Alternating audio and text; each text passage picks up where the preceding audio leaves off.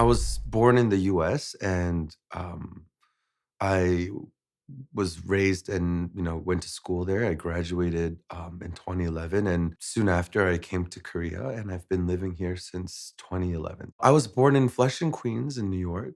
It used to be at the time a very big, I think, Koreatown, and my grandparents moved to the U.S. as well, and my parents were working 7 days a week. From my earliest memories, it's more of my grandparents raising me at the time. I did not speak English until I got into elementary school. My oldest sister, was the same case as me, but, we grew up only speaking English at home, and for a while when my grandparents moved out nearby, but, my parents were still busy, so we had a babysitter. She was, actually related to one of the doctors who worked for my parents' clinic, the Oriental Medicine Clinic. She was born in Hong Kong, but immigrated to Venezuela, I think, when she was in middle school or high school. So she couldn't speak English very well, and obviously she couldn't speak Korean. So I ended up going to first grade, I think. And I think on the first week, we were just doing like numbers, like one, two, three. I didn't realize that it was different languages. I always thought it was different ways that different people said things. And so the teacher was like, okay, he can't speak English. So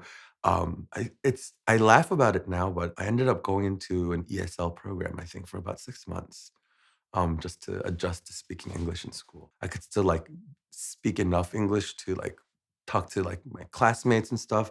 It was just the difficulty was like when it came down to like writing or um, recognizing like for example, that one, two, three in like five different languages were not the same thing. I think in terms of having like a bigger Korean community, it existed because my mother actually sent my sisters to learn Korean traditional music in New York. And I had tagged along and ended up, learning, I think it was Korean traditional dance and like drums, like samonori, since I was like 4 or 5. So I think there was always like some route in terms of like there always being Korean people around us. In middle school, we ended up moving to New Jersey.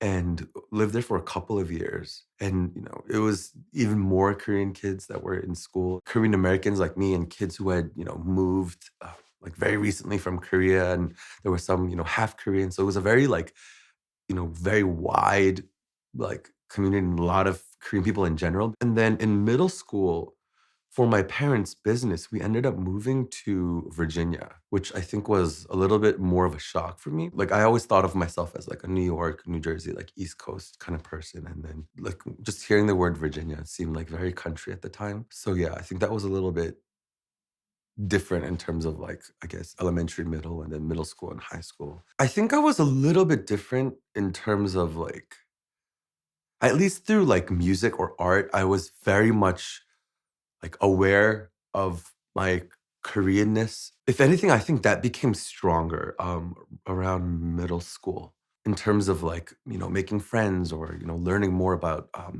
Korean traditional music, for example. I think it actually got stronger as I was like finding my identity or I was growing up. I think I always wanted to come and live here because, I mean, it was the same thing, my interest for Korea just kind of never stopped, I guess. I had a feeling that if I didn't kind of get myself up and push myself to like try something different, I would kind of be stuck there, which was great when I was in like my early 20s. But I thought like that might not be something that I want, like I see myself doing. And if I don't like push myself to, try something new now, I would never do it. So I think I was at work and then I called, a family, like, travel agent that we use, and then I was like, "I need a one-way ticket to Korea." It was like my parents' card, but I was like, "Hey, this is my graduation present. Think of it as, like, the last dime you're gonna spend on me," which was true to an extent. My parents weren't necessarily that thrilled that I was coming here, so really that one-way ticket was kind of like my last financial, like, hand that my parents had, like, extended to me, and from then on, I was kind of, like, alone. When I first got here, I think the freedom was like, "Oh, I really just don't know anybody," so to me, it was like, "Let's start, like, a clean slate." But I think in terms of, like, what I've gone through in, like, the past couple of years in terms of, like, my, health and stuff, that kind of shifted in a very different way. Like, because of alopecia, like, I have a hat on, but I had started like noticing that like, I was working like 70, 80, sometimes like 90 hours a week. And I guess just my body reacted physically. Everyone like processes stress in a different way. I tried covering it up and like shaving the sides of my head, and I did all of that. I guess it's like from 2017 to like 2019 or 2020. It was like those 3 years when it started progressively getting worse. You go to any culture or any, part of the world where it's important, um, how you look physically. I think again in Korea it's very hyper realized, and people are very visually sensitive here. Sometimes in a very good way, when you're talking about like art or design or aesthetic, and then in sometimes a very negative way. It's kind of like the first thing you notice, or you don't get a chance because of how you look, or if you're kind of going against the grain in a certain sense. I did make the executive decision just to like shave my head and try to like accept it, but I think just physically what I was like seeing in the mirror, how people were reacting to me was probably one of like the most like psychologically difficult times that I had. One of the stories that I think I always tell is that I felt it the most when I first came to Korea, because having lived in Virginia for like, since like middle school, high school, and university, it's one of those like unconscious things that when you walk in somewhere, that people, instead of, coming in, just looking at you because you came in to sit down and eat, they kind of do a double take. And I think that always kind of registered. And then when I first got to Korea, and I think that's when I was more conscious of it, because in the past when I came to Korea, it was just for vacation and with my sisters. And then it really became like, oh, this is where, I'm going to be continue. I'm not knowing what I'm doing, but, I'm going to be here for, a unforeseeable amount of time. Like this is going to be home for now. And then I realized no matter where I went, people weren't actually looking at me. Just the acknowledgement. I don't think that it was with, for the most part, it was done, those glances or those stares were done with hate or like malice, but you were still conscious of it. Um, and even at times when I was just very unaware, I think it was people around me that pointed it out. Either my Korean friends or my non-Korean friends would say, like, those people are staring. And then the first time I felt that people weren't was when I landed in Korea, in Incheon Airport.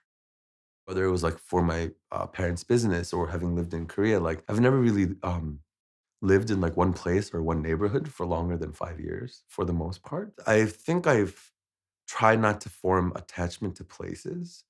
I don't know if that makes sense now because I've been in Korea for 10 and a half years. I don't know if I'm allowed to say that, but I think I just ended up without any real like purpose. And I had mentioned before, but I think that kind of has continued. Like living in a Korean community, people always ask like, "Oh, what are your plans? What's the next step?" And I think for me, the anxiety or like the nervousness always came from like I really didn't know. So I was kind of like, let's try to live in the moment. If anything, to not make myself more nervous or anxious. I think I don't plan on purpose, just in case I don't know where I'm gonna go or what I want to do.